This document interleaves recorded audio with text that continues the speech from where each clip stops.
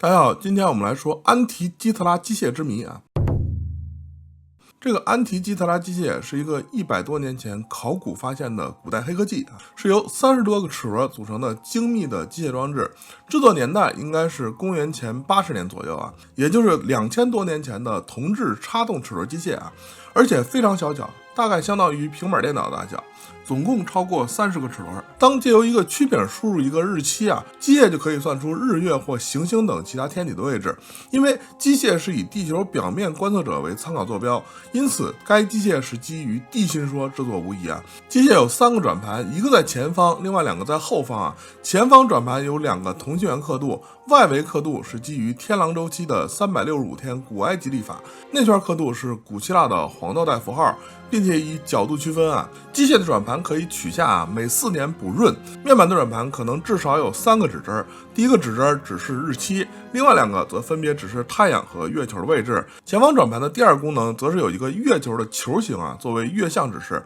大家可以看一下复原图像啊。乍一看不像是2000年前的东西是吧？有一种生产力和生产时间的错位感。关于这个机械，最近几年汉语互联网也开始有很多博主说过啊，可能大家多多少少也有所耳闻啊。我也查了点资料，我看的材料和其他人看的可能不太一样啊，叫做《来自希腊的齿轮》这本书应该不是研究安提基特拉机械最有名的，但是绝对是最权威的啊。因为这本书的作者德瑞克·约翰·德索拉·普莱斯是现代科学计量学之父啊，绝对是研究安提基特拉机械的人里最牛的一位啊！这老哥是英国伦敦大学实验物理学的博士，然后去新加坡弗莱士学院教学，之后回到英国剑桥大学读了科学史的博士，最后在美国耶鲁大学教科学史。他最有名的贡献是普莱斯定律啊，就是每份工作的一半是由参与工作总人数的平方根数目人去完成的啊。比如有25位工作者发表了100篇论文，那么其中50篇论文是由其中的5位作者参与撰写的，剩下的20个人写了其余的50篇啊。少数人干多数活啊。因为他研究的是科学史，所以他对历史上的科技发展，尤其是古埃及、古希腊、古罗马的科技发展啊，非常的有研究。安提基特拉机械只是他的一个研究课题，所以我们看他这本书啊，应该是比较科学严谨的。根据普莱斯的说法，安提基特拉机械是一个展示历法的有日历功能的装饰品啊，这个结论应该是没有什么太大问题的。具体是怎么计算历法的，他的书中有详细的剖析啊。不过咱们观众应该大部分对耶鲁教授级别的论文看起来可能会比较头大啊，其实我看着也很费劲啊，所以对于它的中间的计算过程，咱们尽量省略掉啊，只说结论，主要还是介绍一下考古的发现过程，以及考古人员的解密和猜想过程，这些比较传奇的部分啊。另外，这个机器我在查资料的过程中意外的发现啊，在我之前看过的一本古籍里出现过一个一模一样的东西啊，那应该是类似机器的最早的文献记录。这个记载好像也没有西方研究者谈过啊，咱们最后也可以说一下啊。那么咱们还是先来看安提基特拉机械的考古过程。安提基特拉机械的发现是在1900年的复活节之前，一群来自西美岛的捞海绵的渔民在突尼斯一带结束了一次出海捕捞收工回家。这群渔民包括6名潜水员和22名划船手，船队有2艘小船。他们在穿越基特拉岛和克里特岛之间的海峡时遭遇了暴雨啊，由于天气恶劣，他们改变了航向，选择在安提基特拉岛附近的波塔莫港停靠啊，等待暴雨结束。安提基特拉岛是个无人荒岛，长宽约1英里啊，岛上只有石头，位置正好就位于基特拉岛和克里特岛之间，划分了2者之间的海峡。这个岛附近有不少浅滩啊，很多船只因为不熟悉水路，在此遇难沉没，是有名的船舶墓地啊。海绵渔民在波塔莫港附近1英里远的地方投锚，停靠在一个名为皮纳卡基亚的地方啊。这个地方在任何地图上都没有标注啊，是一个水下的岩架，深约15到25米。他们选择在这里停船的原因是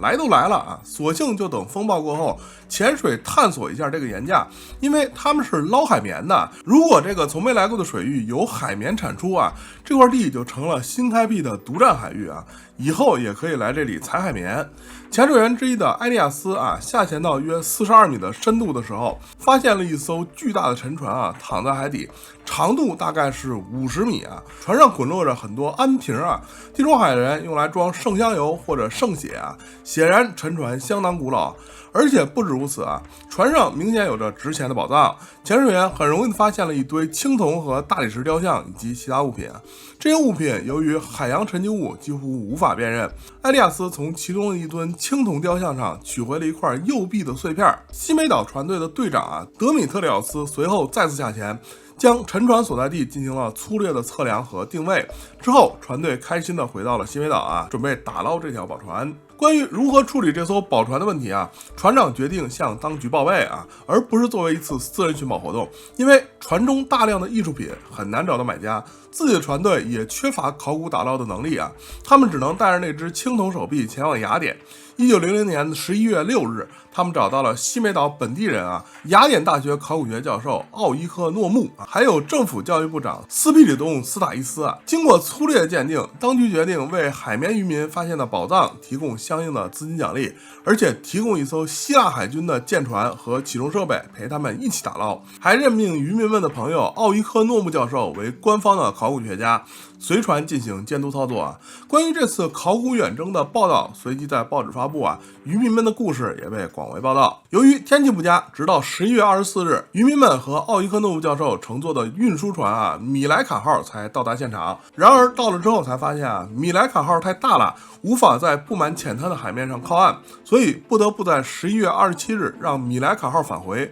换了一条小货船再来打捞。在此之前，急不可耐的渔民们进行了首次试潜，结果发现情况非常困难，只有6名潜水员可用，而且由于水深的问题，他们每天最多只能潜2次即使如此，潜水员们还是幸运地发现了一个美丽的青铜头部、2尊大理石雕像、1只手、1只脚和一些较小的碎片。这些物品被奥伊克诺木教授随着米莱卡号被带回，初步的报告在11月27日至28日发布经过了一些延误，一艘较小的船和另一位考古学家到了现场，后来又有4名潜水员加入队伍所有人不畏恶劣天气，继续工作了9个月，一直到1901年的9月30日暂时结束至此，1名潜水员在打捞时丧生，另外有2人因公受伤致残显然，只有借助一艘装备齐全的打捞船，才有可能取得进一步的进展。地中海唯一符合要求的船属于一家意大利公司，但是这家公司要求打捞到的文物要分他们一半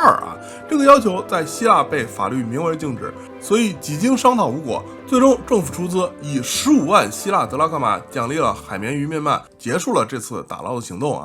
具体现在值多少钱不知道，希腊德拉克马早就不流通了。不过1900年希腊人均工资大概是15到20德拉克马现在希腊人均是1500到2000欧元，如果只按工资算的话，奖励换成今天的欧元大概是1500万欧元相当大一笔钱了。挖掘工作从1900年的11月底开始，一直到1901年的9月底，在整个期间，随着回收物品不断的被运回希腊并存放在希腊考古博物馆，公众的兴趣和猜测也在不断增加。这些主要的艺术品现在已经广为人知并且在博物馆中占据着重要地位，至今已经又过了1个多世纪作品包括一尊英雄的青铜裸体雕像，命名为安提基特拉青年风格为公元前4世纪的风格；一尊哲学家的精美头像，2尊精美的小型青铜像风格为公元前5世纪，以及一组5、6克披袍的男性雕像残骸。大理石雕像经过2000年海底沉积之后，受到了比青铜像更严重的腐蚀影响艺术价值也比较低。这些雕像似乎都是公元前1世纪初期对公元前4、5世纪原作的复制品可能是作为出口贸易商品而制作这些重要雕像的断代和出处，自1902年首次学术公开以来，经过了多次争论在1908年进行了初步的编目。沉船的日期被定为公元前2世纪至公元前3世纪中期之间时间跨度比较大。这些大型文物虽然很难准确断代，但是专家们找到了从小件物品上进一步断代的方法。比如说，沉船上的安瓶大致属于公元前80至70年间希腊化时期的陶器大概在公元前75到50年，而罗马陶器则是属于公元前1世纪中期因此沉船的日期应该大概在公元前80至50年之间文物打捞结束后将近8个月，媒体报告的热乎劲儿都快过去了也没有人提到这个安提基特拉机械，因为这东西比起雕像太不起眼了。一方面是体积比较小另一方面锈蚀严重，也没人知道是啥。当时修复人员和化学清洁专家在源源不断的青铜和大理石碎片里忙得不可开交，所有可辨认的碎片被慢慢挑出来初步识别之后拼合成较为完整的雕像，而那些形状不规则、难以辨认修复的碎片则被暂时放到一边，放到待检测区随着雕像逐步完成，这些碎片再次被检查拼合。1902年5月17日，终于有一个名叫斯塔伊斯的工作人员发现了一块碎片上似乎有字儿于是找来一位前辈学家斯沃诺斯鉴定了一块残片。这块碎片就是之后举世瞩目的安提基特拉机械的主面板。当时这个机械损毁比较严重，有着大块的断裂而且裂口比较新，修复人员怀疑是潜水员打捞的时候造成的破坏。但是事实上，许多考古学家对潜水员的技术给予了很高的评价。潜水员在打捞过程中展现了极大的耐心和精细的技巧，甚至连脆弱的玻璃器皿都完好无损地带到了水面，并没有任何新的损伤所有破损都是古代形成的，表面覆盖厚重的结壳和铜锈其实这些碎片最初是紧密结合在一起的外观上是不规则的一坨基本结构是一系列青铜板构成，并且由木质框架外壳固定在一起这个木头框架已经差不多烂光了，只剩下极小的木片残存。在沉船事故中整个机械装置被压碎，外头边角部分遗失，剩余部分则逐渐被坚硬的碳酸盐沉积物覆盖，同时金属部分被腐蚀仅剩下薄薄的一层金属氧化壳，仍然保留着青铜的原始形状。当整块机械被从海底取出到博物馆之后，它开始从外部向内部缓慢的干燥本就脆弱的木质外壳在干燥的过程中逐渐收缩失去了固定青铜板的作用，最终导致碎片分裂成4块，以至于这一珍贵文物在被打捞上岸后的几个月内无人问津。由于包含多重齿轮结构，学者们对这个神秘的机械用途众说纷纭有的人说这是一个星盘因为铭文上有黄道12宫的标记，但是星盘又为什么要装齿轮有的人说是船上的测量仪是风帆时代之后的船上掉落在公元前80年的沉船上的但是铭文上的字体明显符合公元前的书写模式确实是公元前的文物无疑。然后就这个机械是不是星盘的问题就讨论了几十年直到1958年，咱们说的这本书的作者普莱斯前往雅典考察碎片并且在同年发表了初步的分析标题为古希腊计算机初步判定这个机械具有数学的计算功能1973年，在希腊原子能委员会的帮助下进行了 X 射线检测，这下整个机械的内部结构基本清晰了4个碎片不是4个个体，而是拼在一起的整体机械。在书中，作者详细描述了拼接复原整个机械的过程比较枯燥，这里咱们就不一一重复了我们可以直观的看一下作者之后制作的一个复制模型为了清晰的表现其中的轴承结构，他把模型做的比较厚，并且外壳用透明的有机玻璃制作，旁边还加装了遗失的配件手轮我们可以看出这个机器基本上是一个手摇的插动齿轮系统。既然没有擒纵系统，也没有储能弹簧说明不具备计时的功能所以不可能是时钟类的机械经过普莱斯研究，安提基特拉机械基本可以确定为一种太阳与月亮的历法计算装置可能是公元前87年制造，并且在使用几年之后进行了几次校对。它也许是由罗德岛波西多尼奥学派相关的机械师所制作并且可能在公元前78年左右，西塞罗访问该学派的时期遭遇沉船。机械上的铭文翻译出来是傍晚金牛座升起天狼星傍晚升起，卯宿星早晨升起，金牛座早晨升起，双子座开始升起，织女星傍晚升起大犬座早晨下落明显是天文学的词汇标识所有铭文都是出自同一个人雕刻字体符合公元前1世纪的书写习惯。这些铭文的格式和内容与传统的希腊日历非常相似，尤其与公元前77年左右在罗德岛上活跃的天文学家盖米诺斯所著的《天文学入门》中的日历非常相似根据该文献中伊西斯节的日期推算，可以推测出盖米诺斯约活跃于公元前77年，与安提基特拉沉船的年代大致相同。这些历法是基于恒星和黄道星座的晨昏升降以及季节气候的天气现象和其他天文现象，所以其实安提基特拉机械所展示的也正是这些天文现象和节气的动态时间。利用不同齿数的插动齿轮，同时调整太阳、月亮等天体在这些特殊时间的相对位置或者特殊现象也就是说，这东西其实是个金属的机械日历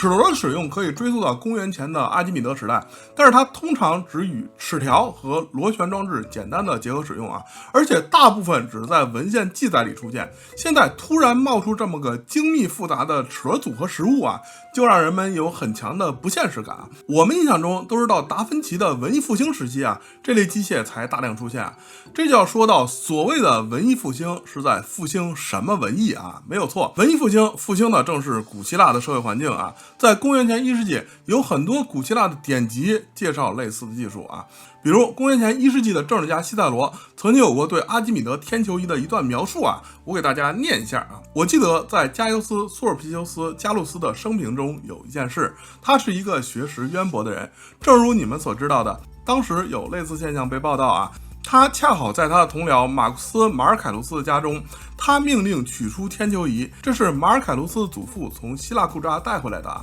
当那个美丽富饶的城市被占领时，尽管他有着为数众多的战利品，但他唯独带回了这个天球仪。虽然因为阿基米德的名声，我曾多次听到提起这个天球仪，但当我实际看到它时，我并没有特别欣赏它，因为另一个同样由阿基米德制造的天球仪是马尔凯卢斯放置在美德神庙中的，那个可以通过铜制装置精确模拟太阳的位置。随着时间推移，太阳的运行位置与天球仪上的太阳相符，正如它在天空中一样啊，实际滞后了几天。因此，天球仪上发生的日全食现象与真实的日食现象相同。月亮在与太阳相对的地方出现，正是地球的影子正好落在那里的时候啊。我们可以看出，在那个时候啊，类似的天体模拟装置对当时的人来说似乎并不罕见啊。西塞罗大老远去看了朋友引以为傲的战利品，却对其嗤之以鼻啊，因为他还见过一个更好的啊。因为是搞科学史的专家，作者普莱斯列举了很多公元前古希腊对于类似科技的记载啊，比如公元前1世纪的图斯卡兰辩论集，公元前3世纪的奥维德节令诗，公元前1世纪拉克坦提乌斯的神圣机械，公元前400年克劳迪安的短诗啊，这些作品中都提到有设备可以准确计算天体运行啊。今天我的观众来着了啊，其实我也在一部文学作品里见过这个安提基特拉机械啊，非常相似的描述，但是比这些更早，而且更有指向性啊。就是我在2年前做另一档节目时看过的一部书啊，《亚历山大浪漫传奇》。这本书的创作年代大致可以追溯到公元前3世纪到4世纪之间啊，是基于亚历山大大帝的历史事迹，加入了很多神话元素，经过多种版本的改编和再创作啊，在古希腊、古罗马时期流传广泛啊。书中的亚历山大大帝不再单单只是个军事家，而是具有神力的英雄人物。其中开篇描述了埃及巫师内克塔内波斯逃到马其顿，利用妖术勾引了马其顿之主菲利普的王妃奥林匹亚，两人通奸生下了亚历山大大帝。这段故事中有着和安提基特拉机械一模一样的物品描述啊。我们对照着安提基特拉机械的面板复原图念一下这段描述啊。奥林匹亚在向内克塔内波斯征询神谕的时候，骗子掏出了这个机器啊。原文是：他把手伸进衣服的褶皱里，拿出一块非常小巧的书写板，它由金、象牙、乌木和银制成啊。上面有3个区域，第一圈是个36个10度标尺，第二圈是12星座，最里边一圈是太阳和月亮。他把书写本放在一把椅子上啊，然后他打开一个小象牙盒子，里边是7颗星星和8颗宝石制成的星盘，照亮了画中的小天体。太阳是水星，月亮是钻石，火星是赤铁矿，水星是绿宝石，木星是电气石，蓝宝石制成的金星，灰绿岩制成的土星，白色大理石制成的指针。我们可以看出，他掏出的第一个手写板啊，外观描述和安提基特拉机械的面板完全一致啊，只不过更加小巧，可以放在衣服口袋里啊，并且材质也更加华贵。使用的时候要配合宝石制成的星盘。老骗子在计算亚历山大出生日期的时候也用到了这个设备啊。我们可以看出，至少亚历山大浪漫传奇的作者是见过这东西的。他描写中是骗子用这个机械在权贵之间招摇撞骗，而实际上他一介文士可以见过实物啊，说明这东西已经在民间出现了，也就是公元前3世纪，民间就可以见到安提基特拉机械的身影了。而到了公元前1世纪，更是在出口船中被发现，说明已经彻底民用化了。据普莱斯说，这个东西应该是和雕像配合在一起的装饰品。当时很多雕塑是复合材料，比如同时发掘的安提基特拉青年啊，他有个奇怪的手势，这个不是在 cosplay 火影忍者啊，而应该是拿了个复合材料的物品，可能是代表帕里斯送给阿弗罗狄特的苹果，或者是运动员拿着某种奖品。这个复合材料可能是木头之类容易腐蚀的东西啊，在水下埋藏时间烂光了，所以安提基特拉机械其实可能也是某个雕像的配套装饰而已。那么如此先进发达的古希腊黑科技怎么就中道断绝了呢？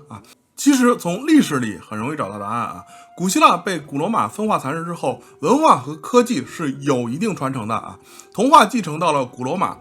虽然古罗马这帮军头暴君们也很作啊，但是至少没有摧毁整个文明的个人爱好。罗马希腊的科技体系基本还算没有伤筋动骨啊。真正完蛋是基督教在4世纪成为主流，教廷和科学思维产生了严重的对立冲突，欧洲开始鼓吹信仰反科学了啊，科技被视为异端。5世纪更是被日耳曼蛮族一棒子锤到中世纪啊！虽然在拜占庭也有延续，但是终究已经式微。古希腊的科技就此沉沦了将近1000年啊！这1000多年的科技断代，相当于人类文明差不多从02一摸黑开始又发展了一遍啊！所以我们会直观的感觉，这类机器是从达芬奇时代开始的。其实达芬奇这类人可能只是在千年中隐忍的古希腊、古罗马科技的保存者或者传承者。基督教那时候是真的不干人事啊！不给你逼到生死边缘，咋让你相信自己有罪呢？对吧？所以文明碰上野蛮，有时候也没啥办法啊。要等到之后黑死病把教权干趴下，